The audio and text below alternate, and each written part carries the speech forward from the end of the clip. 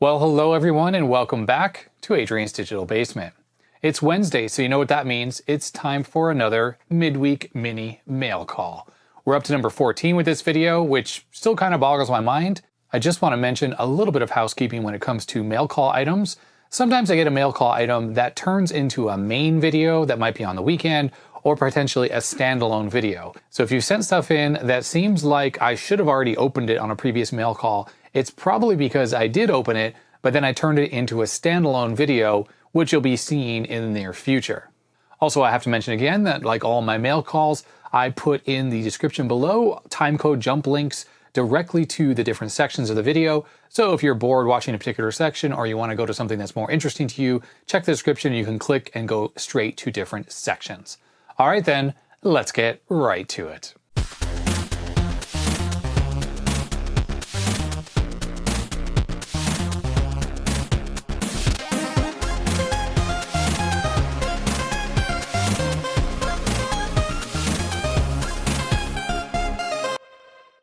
Okay, we have a package here from T. Maloney.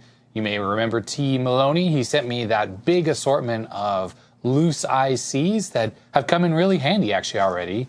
He's from Kansas here in the United States. Hi to all my Kansas viewers.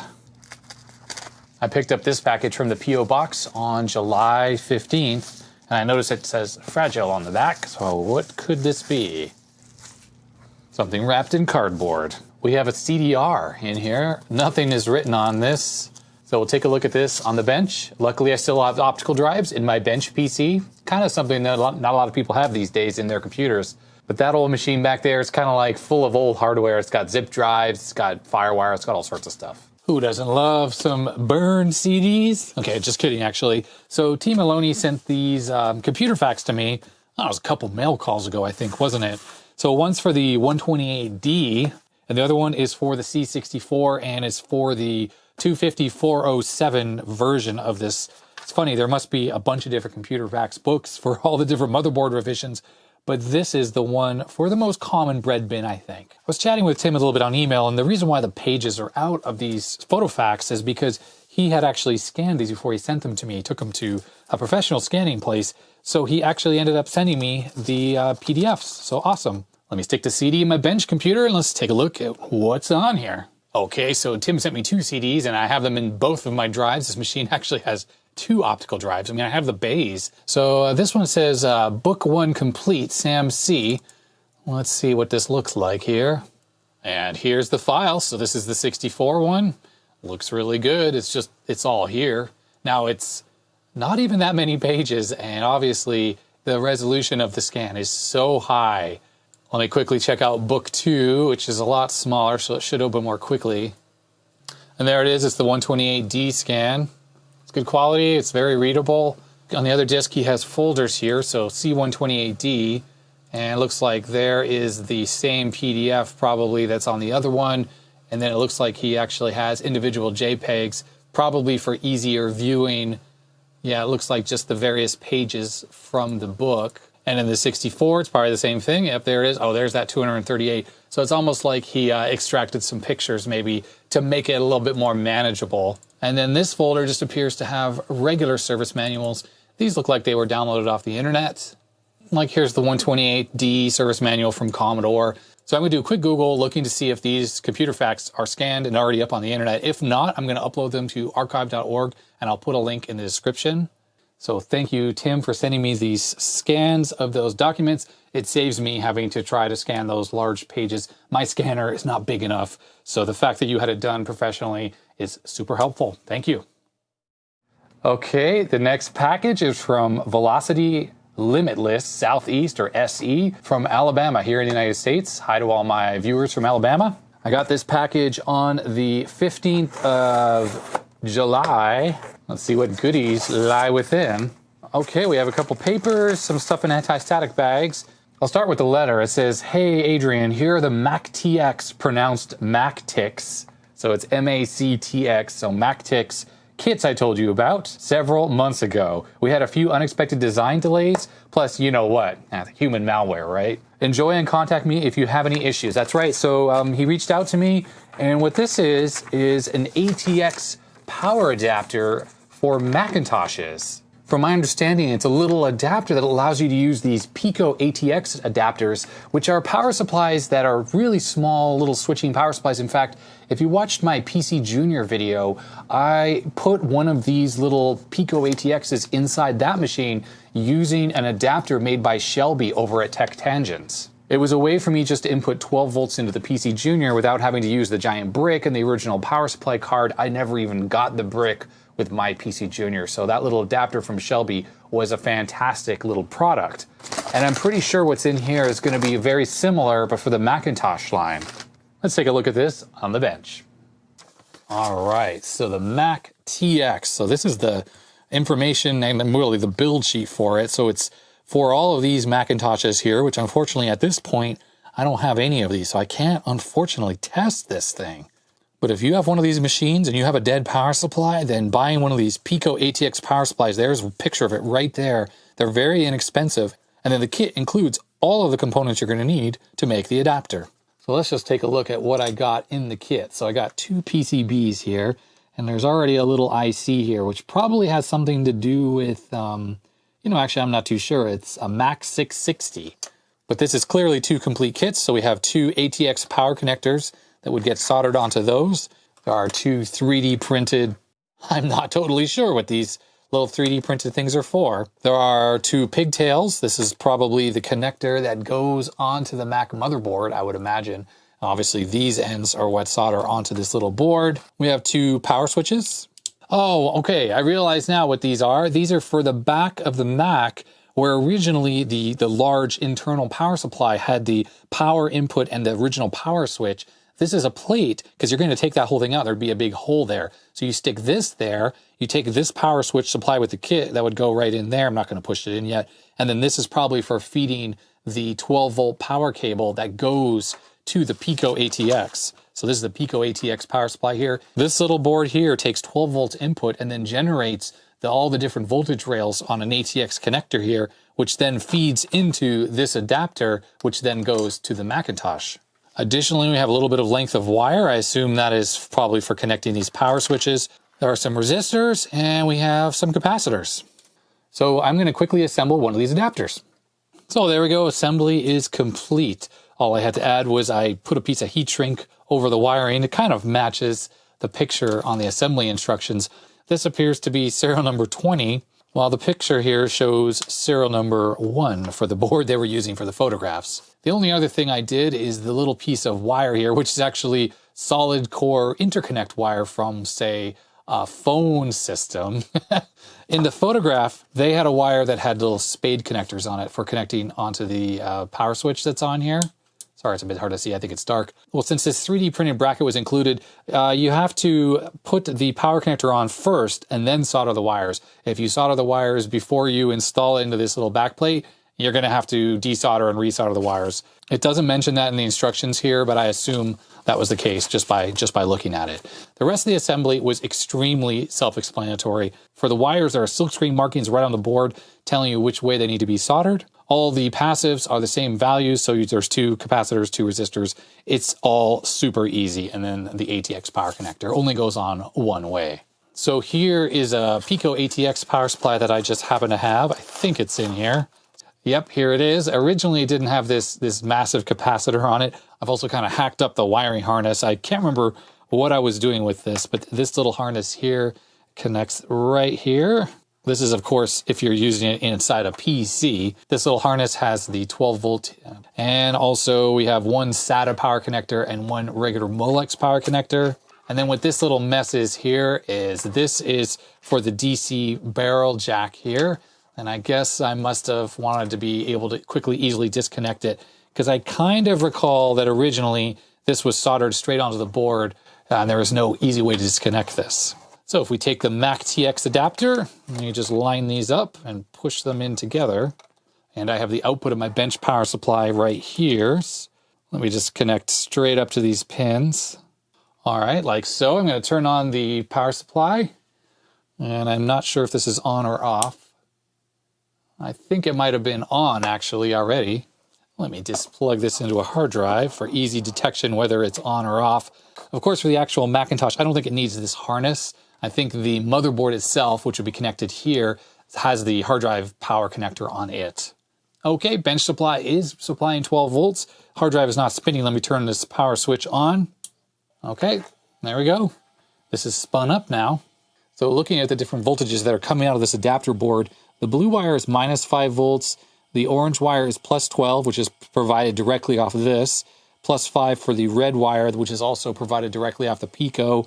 And then these two are ground. I'm pretty sure that this minus 5 volts is not coming from the Pico. And this little MAX660 surface mount IC and these passives here are what are providing this minus 5 volt rail here. Let's just quickly test that. So here's the multimeter. So let's check the blue wire. And there we are.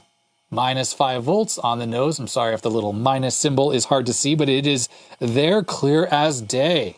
So it is this little IC that gives you the minus 5 that makes all of this possible. You couldn't just grab one of these Pico ATXs and like hardwire it straight into this power connector for the Mac LC because you need that minus 5 volts. And this little adapter board does the trick. So very cool, very easy to build, and definitely works. Thank you, Sean, aka Blue Snow Kitty, for sending this over. If anyone has a Mac LC or one of these machines and you need to replace the power supply and you want to do it on the cheap, this is a great, great solution. I'll put a link in the description so you can contact Sean and you can buy one of these yourself. All right, so here's a package from Ryan in Columbus, Ohio. Hi to all of my Ohio viewers. I actually have a coworker who lives in Columbus, Ohio. I've never been to Columbus myself. Have I been to Ohio? I actually never been to Ohio either. And let's see what's in here. Lots of bubble wrap. Looks like we have a disk drive. We have another floppy drive in here too. Very well packed, very safe transport. So on Ryan's note, he writes, here are the two 5 1/4 inch drives we talked about. Hope they made it there in one piece. Well, they absolutely did, Ryan. Nice packing job. Thank you very much. Okay, so the first drive, we have a Teac with a beige front faceplate and it even has the protectant floppy disk in there. That's kind of nice. I still haven't learned my Teac model numbers to know if this is a double density or high density drive. And then the other disk drive here, it's a black floppy drive. This one's made by Mitsubishi. Let's take a look at this on the bench. So here are the disk drives. The Teac is the left drive with the beige front. Let's see if this thing opens correctly. Of course it does. These drives are incredibly reliable. I'm not sure I've ever had a Teac 5 1/4 inch drive that didn't work. And this Mitsubishi one, it all looks good as well. Let me grab the test bench computer, hook these up, and just run them through their paces. I have the 360K Mitsubishi drive hooked up to the test bench. I like to use this program, Image Disk. It's a DOS program. It's just good at making disk images, but it also has an alignment test feature, and this is the one I seem to always go to for testing drives. I'm going to start with my cleaning floppy here, and I'll just add a little alcohol to this, like so. Center this. My cleaning disk is getting a little chewed up. In Image Disk, I go A for align disk, hit enter. The drive's not even spinning, so there's a problem. The light is on, and yet we have no spinning, so it's not jammed up. I'm able to turn it myself underneath here. Yeah, it turns freely, turning the motor on the bottom. I'm going to instruct the head to move. Let's see if it actually does. Head's not moving either. Okay, so what's going on? Oh! Okay, so maybe the power connector's flaky on here. I'm assuming what was going on is we were getting 5 volts into the controller here, but we had no 12 volts coming through here. All right, well, I don't know. So I have a formatted floppy disk here, 360K. Stick this in, see if this reads properly. It's spinning now, so A drive does appear to read. So in IMD, I'll just do a line. I have a formatted disk in the drive. Does a quick read of the disk. And then here, if I had a speaker, you hear beeping. So this is showing 18 tracks. And then I'm just going to switch it around so it's on track 0. If I go to like track 30, I want to make sure that's still reading 80.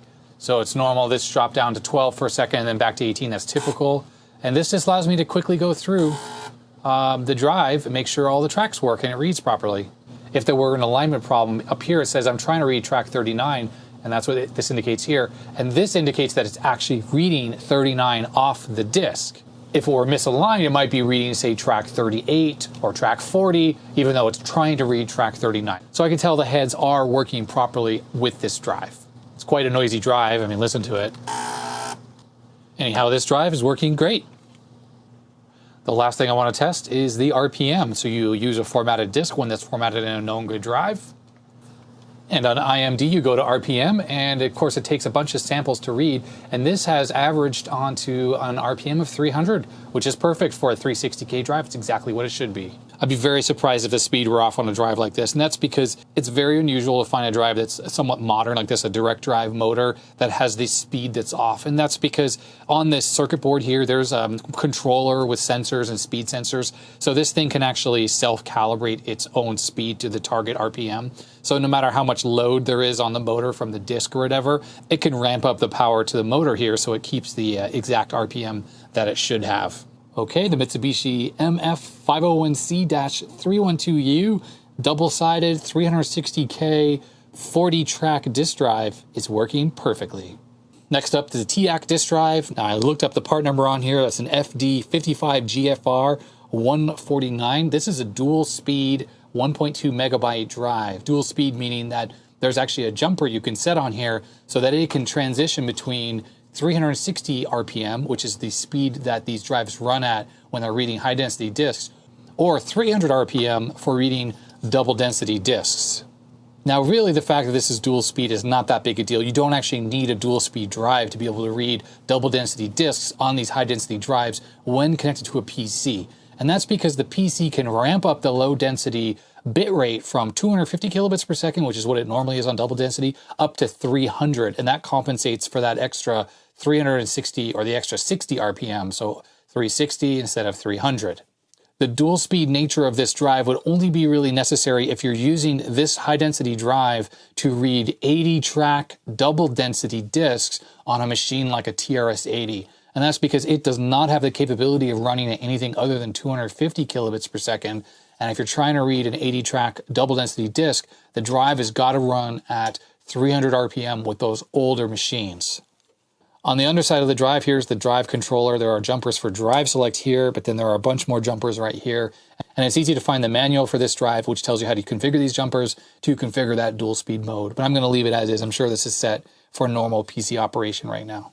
With the Teac drive, I'm just going to apply some alcohol onto the cleaning disk. Slide this into the drive. Now it's spun a little bit, and I'm using IMD. I'm going to initiate a clean head sequence. So that's normal. We should be seeing that. This drive's in fantastic condition. I'm going to insert this double density disk. I have no reason to believe this drive does not work perfectly. So in IMD, I'm reading a double density disk. It's running at 300 kilobits per second, and here it's looking at track 0, and it's reading perfectly. Now I have this set for 80 track mode, and this disk is formatted for 40. So if I hit the plus button, which goes to track 1, it's currently reading in between two tracks. And instead of 18 sectors per track here, we're getting this 14 because it's halfway. If I push plus one more time, now we're actually reading track 1 properly. And there's the 18. Now it's over here in the far right column instead of in this where the zeros are, and that's because it's misaligned right now. The drive is reading track 1 on the disk, but IMD thinks it's reading track 2. So I'm up at track 78 on IMD, which should be reading track 39 on the double density disk, and it's actually not reading at all. And if I change here to 76, we're getting nothing as well. So what's happening here? So I just restarted the alignment process, and now it's not reading the disk at all. I just took this out. The disk is looking perfect. So I might have been too hasty to say that all Teac drives worked, because this one appears to be having an issue.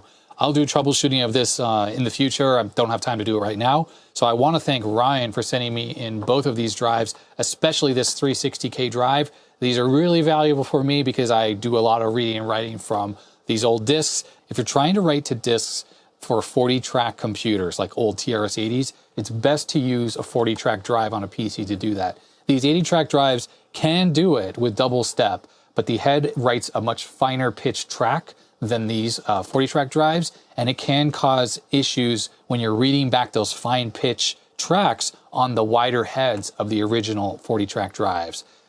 It's not a hard and fast rule that it doesn't work, but definitely you can run into issues. So if you have the opportunity to use a 40-track drive, I recommend you do that. Thanks again, Ryan, for donating these drives to the mail call, especially this 40-track one. You can never have enough of those.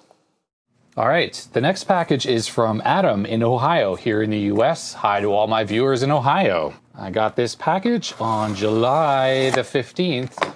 So we're in early August, so it's not even quite a month, which is ahead of schedule for me. I'm usually quite a bit behind on opening mail call packages.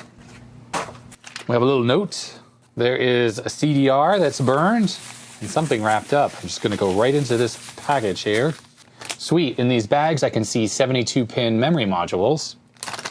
The enclosed note says, Adrian, please find enclosed the 4 megabyte Sims and the CD with the disk images for the original King's Quest for the PCjr. Adam. All right, cool. Let's take a look at this on the bench. So the 72-pin RAM and this CD that Adam gave me. So he said that these are all 4 megabyte memory modules. Very useful. I think he sent these because when I worked on my Amiga 4000, I was complaining that I didn't seem to have any 4 meg modules. Remember, I used 8 meg modules and actually desoldered the RAM chips from the 8 megs to turn them into 4 megs. So he's gone ahead and sent me an additional 6 more 4 meg modules. So on the first set, these chips are MT brand Micron Technologies 4C4001, which I think are 1 meg times 4.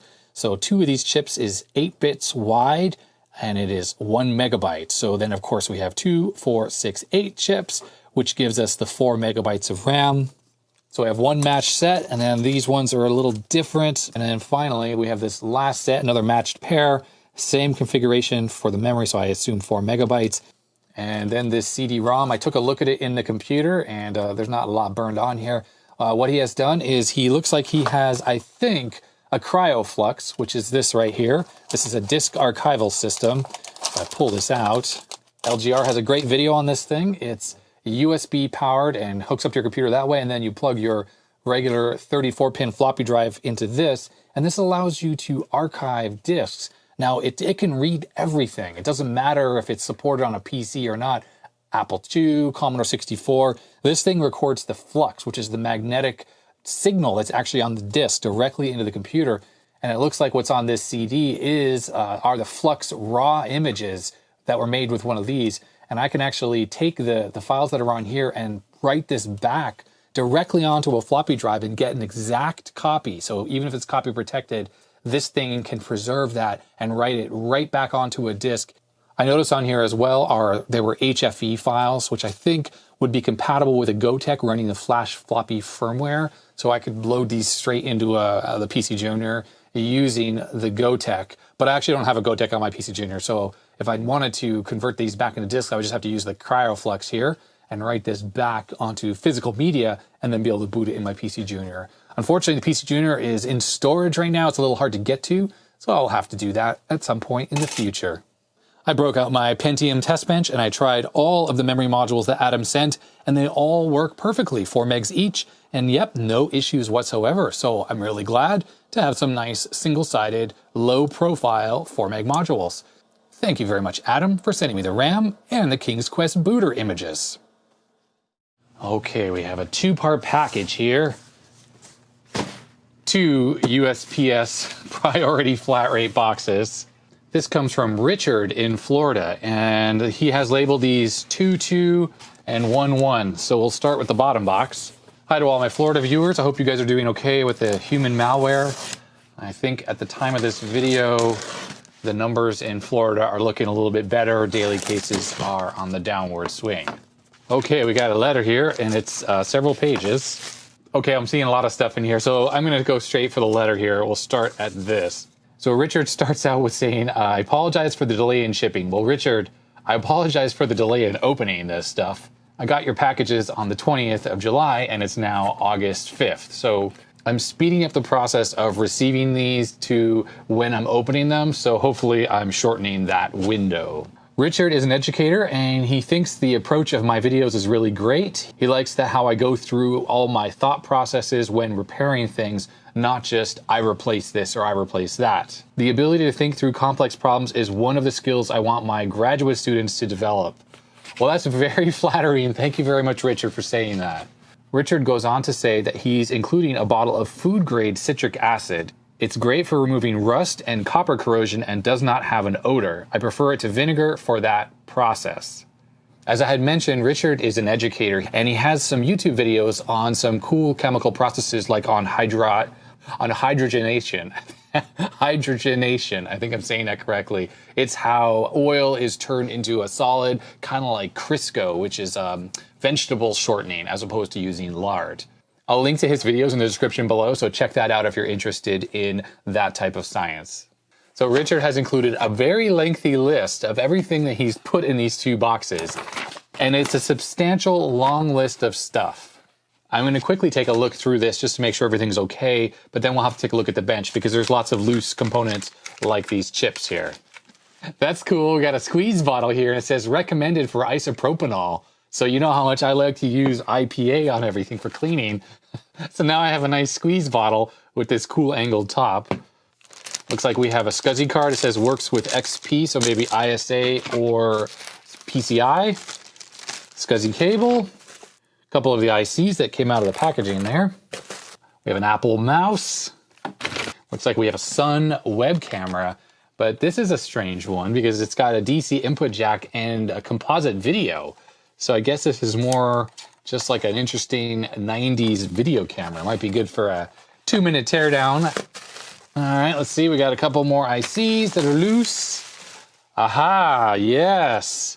This is a SCSI zip drive. Now, you've seen these on my channel before. These are supremely useful when you're working with these old machines, especially the Macintoshes, but Amigas or anything that uses a SCSI interface, because it's a great way to get files to and from a more modern computer because there are USB zip drives that still work on modern computers. And in fact, I have an IDE zip drive in my lab machine, which is Windows 10, and that works fine as well. The window has come off the top of this. He told me about this. If you see my other SCSI zip drive, it had a similar fate, actually, and I have a piece of plastic that's taped over it, but he included the original window so I can try to epoxy this back in. And in here as well, that's it for this box. In here is, it looks like an external SCSI hard drive, Club Mac brand. Okay, and we have package number 2, which is kind of heavy. All right, there's a cornucopia. Looks like we have some Apple Talk cables. All right, so we have an AUI to Ethernet adapter for like a Macintosh. It's obviously platform independent, but could be used on a Mac. Oh, this here looks like an Ethernet to Apple Talk bridge. Okay, we have a card bus FireWire card, so for a laptop to give you FireWire ports. We got a 25 to 50 pin SCSI cable. Kind of a whole assortment of cables here. Here's the zip drive power supply. I think this bottle here is the citric acid. Oh, I just love the brown color glass here. Citric acid from chemistrystore.com, and there's a part number. Oh, looks like we have another 25 to 50 pin SCSI cable, and there's an adapter on here, which appears to be, yes it is. So this is high density SCSI to regular DB25 SCSI. So we have an ADB extension cable. We have a regular IEC power cord extension cord. This is the original zip drive SCSI cable. It actually says iOmega on it. Okay, the next thing, there's a purple power cord here, and this looks like there's 4 regular US style outlets and an ADB port on here. So this might be some kind of power supply switcher or something. Okay, next is SCSI cable, high density connectors, the later types.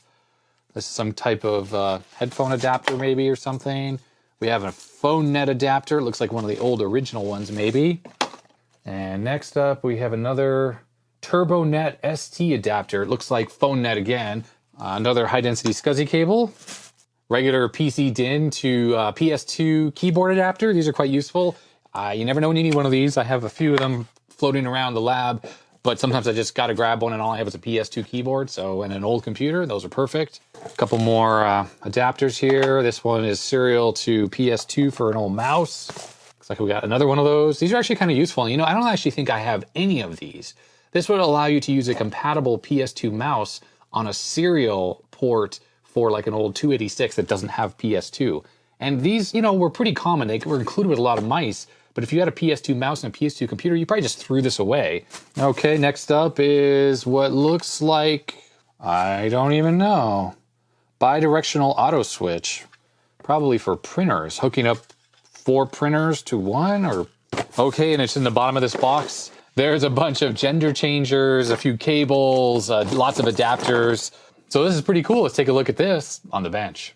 Well, it's quite the detailed list that Richard sent me here. I mean, he typed out everything that was included in here.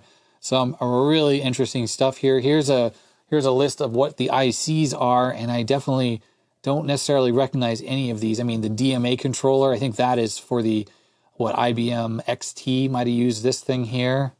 Programmable peripheral interface, I mean, is that something else used on the XTs maybe? And all of these? And a whole assortment of cables, including, here's the Ethernet bridge. And here is that box that had all those 25 pins. Parallel bidirectional auto switch. And he has the link to the manual. Excellent. And a 13W3 to BNC adapter. This is actually going to come in handy. I have something coming soon that will be using that. All right, so there's a bit too much stuff here to go through it all in detail to kind of speed through it. But we have one of these AppleTalk phone net adapters. And then this right here is that AUI Asante friendly net. So it's 10 base T probably right here. And then this connector here is the AUI or AAUI. I don't know what it is. Maybe that stands for Apple AUI. So on the early days of Ethernet, use this 15-pin connector or DB15 or whatever that's actually called. Instead of having a 10 base T or say a coax connector, it just had this multi-pin connector. And then you plugged in a box like this that could convert the signal from whatever the DB15 was to whatever the particular media you had was. So Apple in the early days of its machines, like some of the early Macs that had Ethernet built in, it didn't actually have 10 base T or coax. It had this little jack. So this would come in very handy if I ever end up with one of those Macs of that era, probably the very early Power Macs or maybe some of the late 68,000 Macs that only had this connection on it, and then you needed to use a box like this to interface it to your normal network. And of course, 10 base T, still compatible with gigabit Ethernet we have today. It will fall back down to the slow speed of this, but this is great. This is a way to get one of those old machines on the network. So here is that 4-port parallel auto switch. So the way this would work is you would connect your printer into, say, this port, which is probably the one that goes to the printer. You know, this isn't even labeled. That's kind of annoying. So you plug your 4 computers into these, or, 2 or 3 or 4, and whichever computer tried to control the printer, it would switch to that one. But yeah, this was a common way to share one printer across multiple devices. But back in the day, sharing a printer wasn't automatic, and you needed a device like this if you wanted to avoid having one of those manual switch boxes. Here is another one of those AppleTalk phone net adapters. So that's similar to this. This one has no branding on it, the beige one. But this one here says Turbo Net ST. Looks pretty simplistic, but you know what? It's got the Terminator installed, and this should be completely compatible with all that other phone net stuff that I've showed on my channel recently. This adapter here has a Microsoft badge. This has something to do with maybe a bus mouse or something. Maybe it converts the bus mouse to serial. Probably you plug this into the bus mouse card, and then you can plug a serial mouse into this, I guess. I don't really know. If anyone knows what this is, let me know.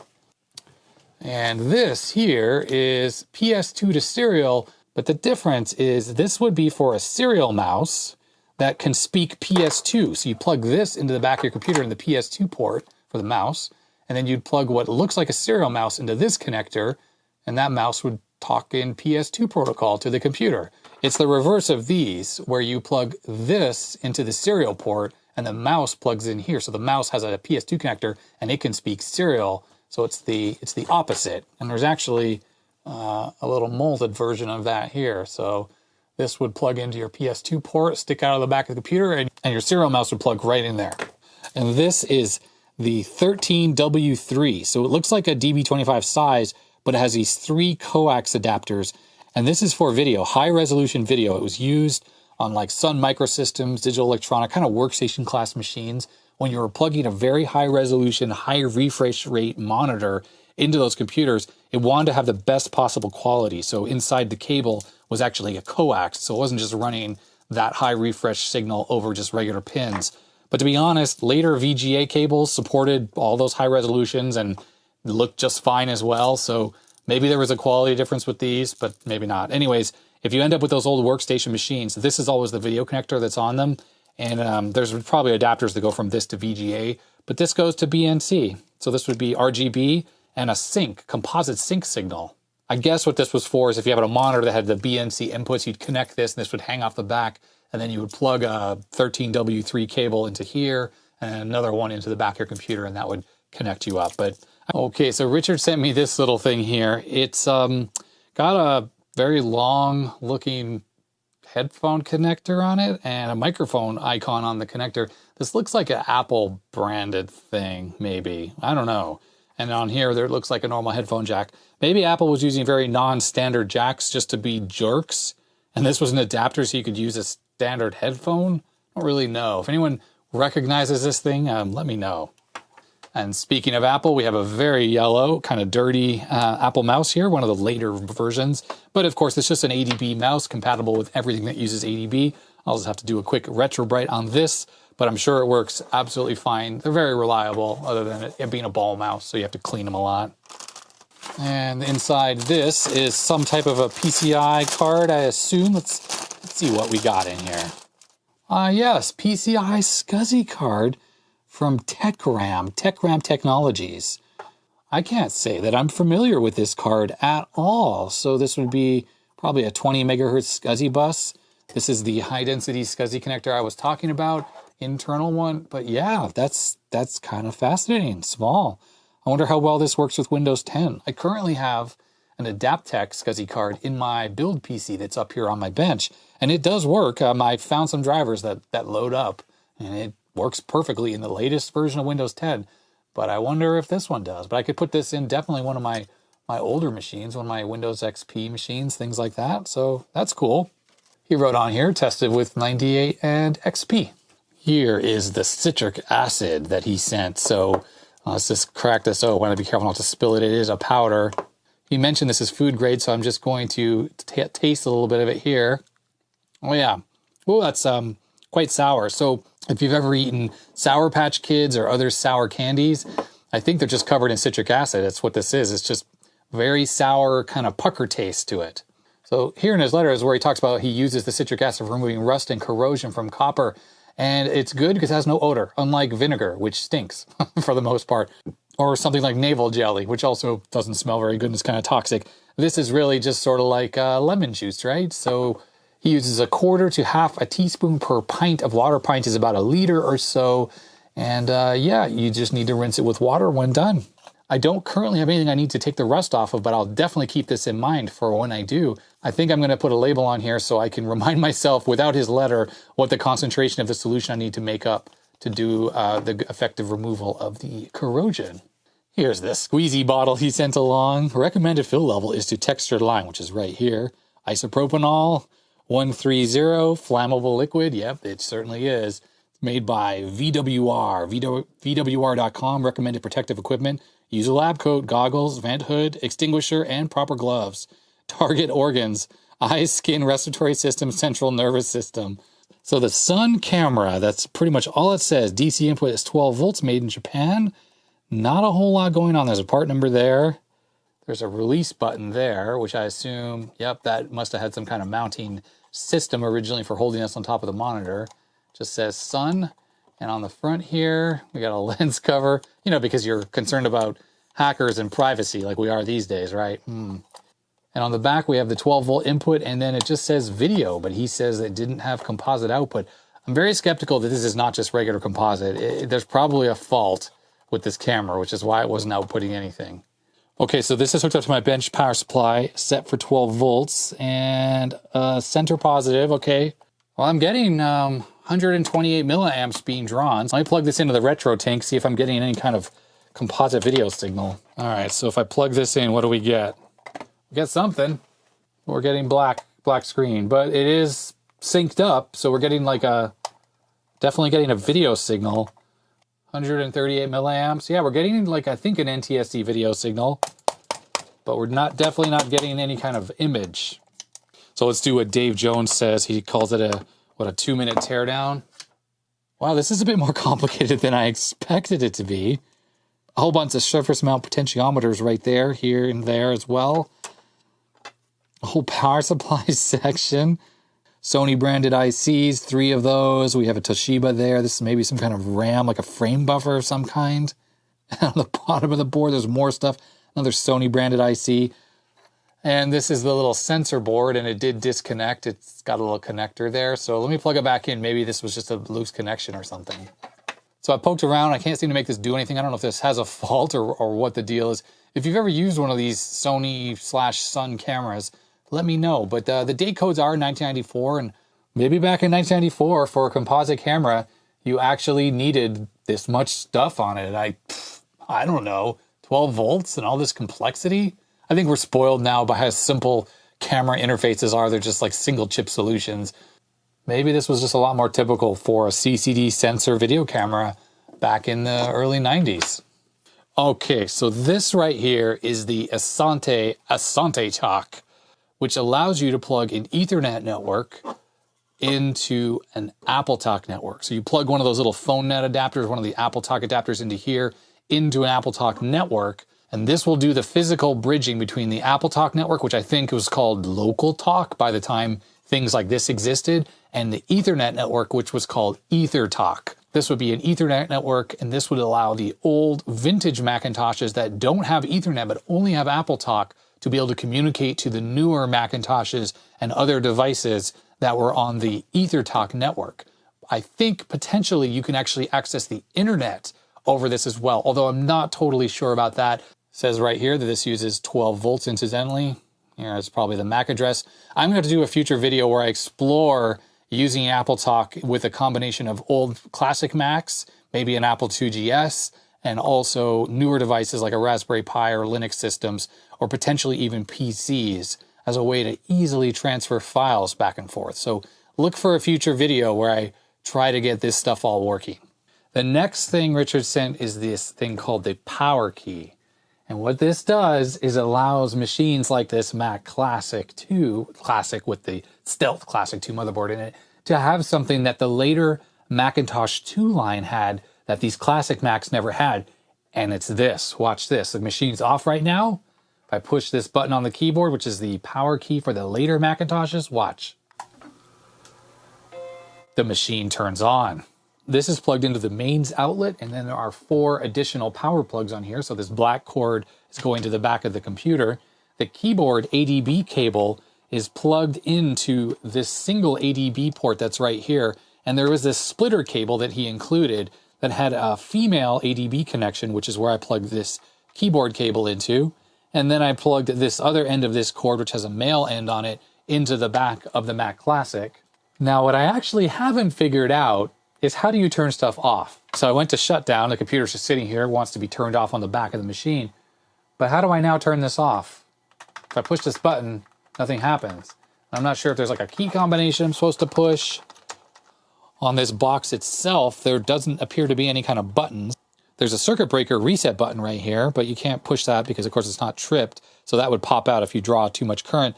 This supports 100 or 125 volts, so it works in Japan, 15 amps.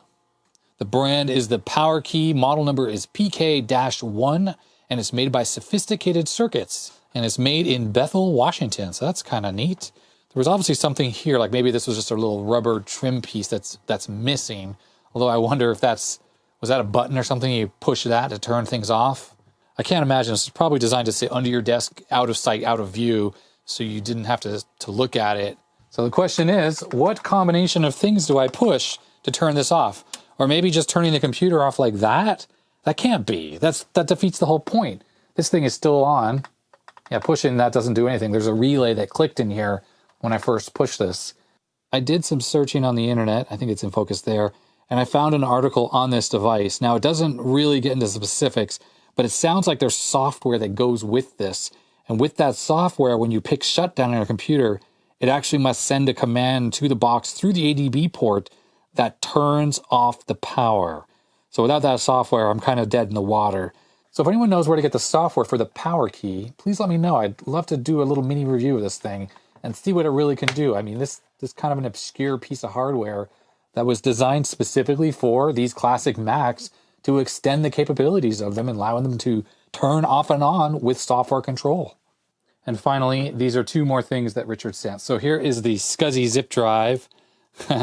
He put this little thing here because the window did break off. This must be a really common zip drive thing. So I'm glad he included that. I'll just take this thing apart and re-epoxy this in somehow or some way. But anyways, yeah, he put tape over there. That's good enough for now. And then this hard drive, I think he said there's a 1 gig in here. Oh, it's got a little fan there. That's going to be noisy as all heck. This hard drive has the larger SCSI connectors, 50 pin, and has a little ID selector, so it's set for 3. You push this up and down. There's a little number in there that shows what the ID is. A very, I'm sure, very noisy fan. It has an internal power supply, of course. I have a terminator, which I'm going to connect to this because I'm going to plug this all in together. So the terminator goes on there like that. This is one of the cables that Richard sent. So I'll take the 50 pin end and we will plug this into there like so. You can flip these little clips on if you want to hold this stuff on so it doesn't come off. Like, see, it's nice and tight now. So on the SCSI zip drive, there are 2 switches here. One is for ID 5 or 6. So up is 6, down is 5, and then termination off is up or down is on. So I'll put that on to off. So we'll plug this in right to here like so. I'm not going to use the original power supply he sent. I have one from another zip drive. They are very unreliable, those power supplies, to be honest. They're transformers. So there's a little switching power supply, and I have spliced the original zip drive cable onto it because the original one had died. There we go. We have the green light. That's normal. It's off right now. Let me turn it on, up. Power switch is not doing anything. Let me just make sure that the power cable is actually plugged in the wall. Yep, this power cable is in the wall. I'm getting nothing. No activity. Things are floating around inside this drive. So let me pop the cover off really quick. Almost certainly the problem is going to be not the hard drive, but the switch mode power supply inside here that has died. Oh, I'm noticing. I'm taking a look at this power supply here, and look, there's a little piece of paper stuck in here. What's on here exactly? Yeah, okay, 7/10/2020. Fuse blown again. Replace electrolytic and filter cap. Bridge rectifier. Did not resolder DC soldering install. Vaporized traces. Common mode choke filter. Oh, okay, so this thing blew up, obviously. MOSFET getting hot. Perhaps I toasted it. Current traces on low voltage side. Reapplied solder mask. Yeah, so this power supply obviously suffered some catastrophic damage at some point. Richard, if this was your note, thanks for sticking this in here. I may at some point attempt to repair on this power supply, although maybe I won't, I don't know. These days, a little 5-volt/12 volt power supply are very inexpensive, and I could just mount that straight inside this case here and get rid of this original power supply, and probably don't even need this fan, and then I'd be able to use this case again. All right, so in light of that power supply being no good in that case, I'm gonna just use the drive externally. So I have this cable, which I used in one of my last videos. People ask me where I got this. I think I took this out of an old computer, or maybe it was a hard drive case. I don't really remember. So I can't tell you where to buy these. This drive has no visible terminator there, but all of the data lines feed into this IC here. And right here is a jumper that says TE, Terminator Enable. So you just take that on or put it on and off to disable and enable the termination. So it's currently set, so that means this drive should be terminated. So I'm just going to plug this into this cable here on the end of the zip drive chain. Oh, I will need to check the SCSI ID. There are 3 jumpers here, A0, A1, and A2. That's the SCSI ID. A2 is currently set. That should be, what, SCSI ID 3, if I'm correct, or maybe 4. I think it's 4. Okay, so this is connected. The hard drive is connected. I need to get a power supply, and the computer is ready to go. I'm just going to plug the hard drive into power. Power up the hard drive, like so. Hey, it's pretty quiet, not too noisy. Power up the computer. Now for the zip drive, I'm not going to use one of my formatted zip disks that might be mangled if this drive eats disks. So I'm just going to put this one in here and make sure it works first. No click of death. Yep, that would be a click of death. That does not sound good. Let's try that again. I know this is a good disk. Stick this in. Yeah, it does not sound good. It was making clicky noises there. Okay, so the zip drive is showing up as ID5 as it should. I'm going to hit mount. Nothing. I think I have the iOmega tools on this Mac already, so I should be able to format. Yeah, here it is. iOmega tools. Let's see. It can run some diagnostics on this drive. Yeah, okay, so here's the drive. No disk in drive, huh? That does not sound good, because there's a disk and it's spinning. Not a happy drive.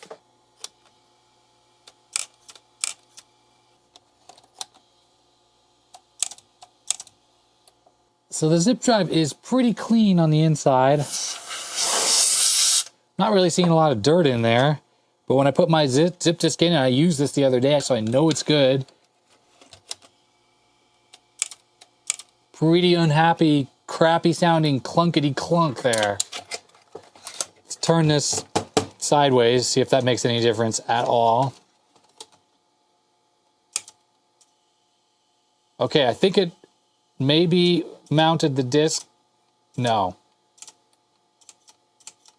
That's got to be the click of death right there. Let go of my disk.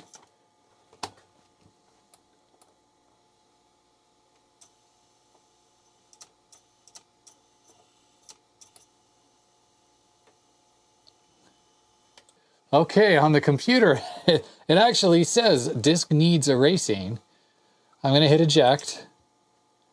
So that did eject. Let's put this in again. Okay, it's actually reading the disk now. Now, will this stay reliable or be unreliable? I mean, zip drives are not known for reliability. It's kind of why I really wanted a second SCSI zip drive, because you just never know when these things are going to break and crap out, like this one has done. Do a quick initialization of this disk. I think it's formatted for Windows, which is why it's not reading. And let's see if it can at least erase it. Operation successful, so the disk is now there on the desktop. Let's eject this on the Mac. Should pop out. It did indeed. So let's see if this can read a disk sitting like this on the table. Well, it seems to be working now. Look at that. Came right up. I'm just going to try inserting this a bunch of times. No more click of death? Like, what happened? Why did it go from horrible not working sounds to seemingly working well now? Is it possible the head assembly got gummed up and it just from not being used in a very long time? Well, that's pretty mysterious. I'm going to turn this quantum hard drive back on. Let's see about this thing. Good old SCSI probe here on the Mac. Quantum ID 4. Let's hit mount. Should mount this disk right on the system here. And there it is. It mounted right there. It's called Raphael. And it has no icon. Yeah, so 1,613 megabytes in disk. This drive has really nice quiet bearings. So I need to, basically, I'm going to do a quick check. The date codes. Ooh, there's an emulation folder in here. What's in here? Ooh, Apple IIe games. All right, Mac SNES, X48, Mac OS, Mac VAX. What is Mac VAX? What is this exactly? Okay, I was just going to erase this hard drive, but this has got some interesting stuff on here. Mac VAX Beta 68,000. Let's run this. What is this exactly? What's all this garbage up here? VAX Simulator, Computer Science Department, University of Auckland, New Zealand. Well, this is fascinating. Load boot image. Is there a boot image on here? No, there's no boot image. Load binary image. I'm not sure if any of these are actually binaries to run. All right, well, that's pretty fascinating. Clearly, we have a Commodore 64 emulator, like before Vice was a thing. There's some D64 disk images on here. Wow, okay, and Power 64, I assume this requires PowerPC, so it's not going to work. Yeah, it requires a Power Macintosh. It cannot be used on this Mac. So that does not work. Okay, interesting. There's a disk. There's in the Apple IIe folder. There's something called soft porn. I can't open it. There doesn't appear to be an Apple II emulator on here, unless I don't know what Catacig is. Okay, that's got nothing in that folder, anyways. Here's X48, which is an HP 48 calculator emulator. I don't have enough RAM on this computer to even run it. I'm not even sure it would work, but I was a huge HP 48G fan. There was the SX series earlier, then there were the G, and there was a GX, I think. I had the G, which was the lower cost of those two. That was an RPN calculator. I used it in university. I love that thing. To this day, I still use RPN calculators. I'm in my 40s now, and that's because of my college days using the HP 48G. So I'm definitely going to copy these files off and put them on my G4 Cube, which will be able to run these things, and I'll be super curious to try out some of those emulators. We have various data, so we have database programs there. There were some authoring programs like Shockwave and stuff from the 2000s, early 2000s that people would use. Civilization 2 for Macintosh. Clearly this will not run on this old machine, but there it is. Let's just try to launch it. There's no way it's going to actually work. It needs almost 7 megs of RAM, and of course this machine only has 2.5 megs. Cricket Graph and Kaleidograph. That was when we had separate programs just for graphing. And now everyone just uses Excel. Well, I mean, maybe it's not scientists, but at least folks like me who just need to make simple graphs, or I just use Google Docs, to be honest. We got MathCAD Plus on here and LabVIEW Student Edition. Awesome. There's a music folder here, free MIDI application, Cybersound, Opcode. Opcode, that was sort of like a sequencing piece of software, wasn't it? Allegro 98 demo and Rebirth demo. So hey, yeah, that's pretty cool. This hard drive works, and there's some interesting stuff on there that I'm going to have to archive. I'll do that later. So this zip drive appears to be working well. I did a full scan format of this particular disk. Worked perfectly, no clicky, no horrible noises. I've copied a bunch of files on and off thing. Everything seems to be working fine. So that initial clunky, clicky problems just magically cleared up. Weird.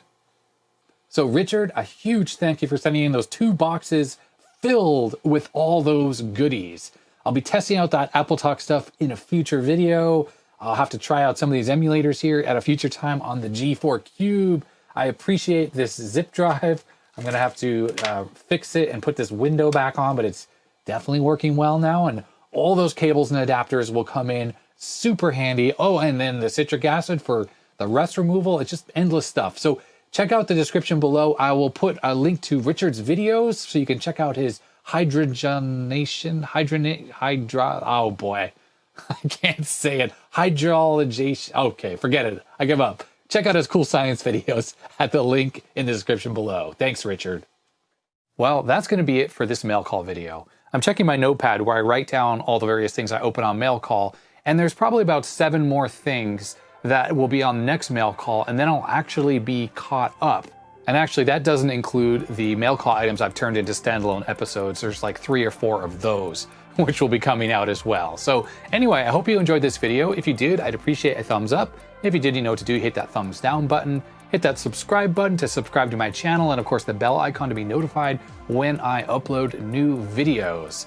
And then put your comments and your suggestions in the comment section below, and that's going to be it. Stay healthy, stay safe, and I'll see you next time. Goodbye.